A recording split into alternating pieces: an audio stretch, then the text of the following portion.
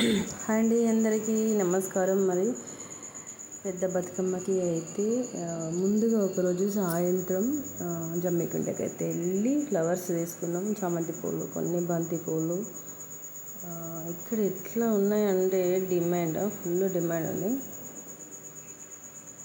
బంతి పూలు అయితే తీసుకొని రావడం అయితే జరిగింది. ఈ బతుకమ్మ అయితే పేర్చడానికి అన్నీ రెడీ పెట్టుకున్నా. రోజ్ ఫ్లవర్స్, చామంతి పూలు, బంతి పూలు, తంగేడి పూలు, ఎందుకంటే సీత జడ పూలు, గునుగు, ఇవన్నీ ఉన్నాయి. కానీ కెమెరాలో అవన్నీ చూపెట్టలేను. ఫస్ట్ అయితే ఇట్లా వేసుకున్నాం.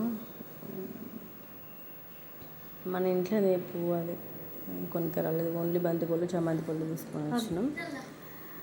గుమ్మడి పూలు స్టార్ట్ చేసిన, పేరవడం అయితే స్టార్ట్ చేసిన అండి.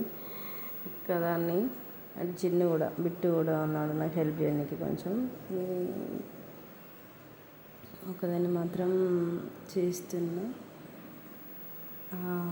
అంత స్పెషల్ డే ఈరోజు. ఎందుకంటే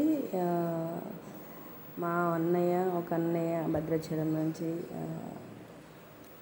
అక్షంతలు అయితే పంపించిండు. సో అందుకోసం ఫుల్ హ్యాపీగా ఉన్నా. నేను మార్నింగే ఆ కార్యక్రమం పూర్తి చేసుకొని బతుకమ్మని అయితే పేర్చడానికి రెడీ చేసుకున్నా. సో అందుకోసమని తొందరగానే ఎర్లీగానే మొదలుపెట్టిన. ఎందుకంటే మళ్ళీ అది ఆ పని ఈ పని ఉంటుంది కాబట్టి కంప్లీట్ చేసిన. ఆ కొడుకు అయితే చిన్న బతుకమ్మని ప్రిపేర్ చేసిండు. వాడు నాకంటే ఎక్కువ అండి. నాకైతే అసలు అమ్మాయి లేని లోటే లేదు. చాలా హెల్ప్ చేస్తాడు అన్ని పనులలో. ఫీల్ కానీ అమ్మాయి లేదు అన్న ఫీల్ అయితే నాకు ఎప్పుడు రాలేదు. పిల్లలు చాలా హెల్ప్ చేస్తారు నాకు. మా బతుకమ్మ అయితే ఇట్లా అయింది. వీడి చిన్న బతుకమ్మ కోసం పూలన్నీ దాచిపెట్టుకున్నాడు.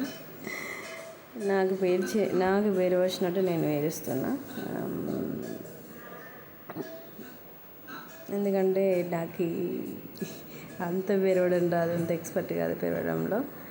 జస్ట్ నాకు ఎట్లా అనిపిస్తే అట్లా వేర్చిన. ఇది పక్కన పెడితే ఈ బతుకమ్మ వేరే అన్నయ్య వాళ్ళది. ఈ బతుకమ్మ నాకు వదిన హెల్ప్ చేసింది. ఎంత మంచిగా హెల్ప్ చేసింది అంటే, వాళ్ళ బతుకమ్మ మా బతుకమ్మ కంటే ఇంకెక్కువ వాళ్ళ బతుకమ్మ అనే బాగుంది అన్నట్టు. పెద్దగా వచ్చింది, బాగుంది. ఇదైతే లాస్ట్కి మన బతుకమ్మకి అయితే దోసకాయ కట్ చేసి అందులో ఆయిల్ పోసి వత్తి అయితే వేసిండు నా కొడుకు. ఈ బతుకమ్మ అన్నయ్య వాళ్ళది. ఏంటంటే మినిమం ఒక 19 వరుసలు వచ్చినాయి. ఈ బతుకమ్మని ప్రిపేర్ చేసిన నేనే. చాలా బాగా వచ్చింది. నేనైతే చాలా హ్యాపీగా ఉన్నా. ఎందుకంటే ఇంత పెద్ద బతుకమ్మ